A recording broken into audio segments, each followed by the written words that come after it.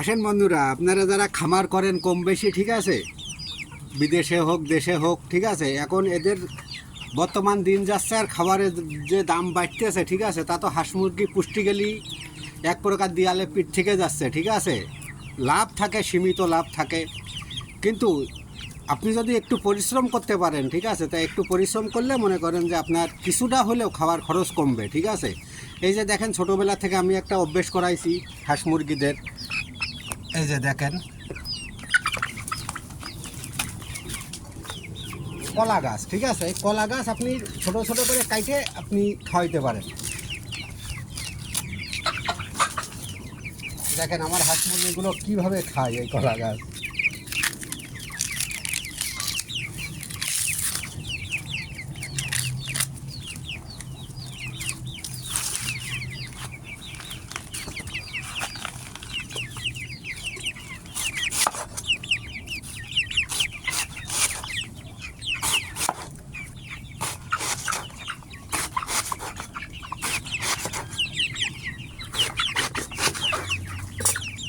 এই যে দেখেন, এরকম গোল গোল করে কাটার পরে এই যে ছোট্ট করে একটু পিস করে দেবেন। এই যে এরকম,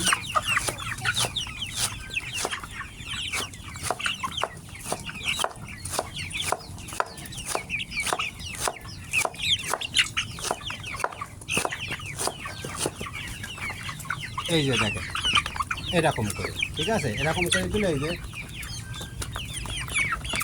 দেখেন কি খাওয়া খাচ্ছে।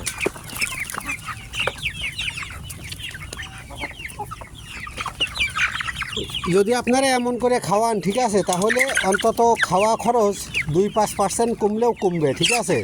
তবে যদি পারেন আপনারা সন্ধ্যেবেলা না দেওয়ার চেষ্টা করবেন, কারণ কলা গাছ হলো ঠান্ডা, ঠিক আছে।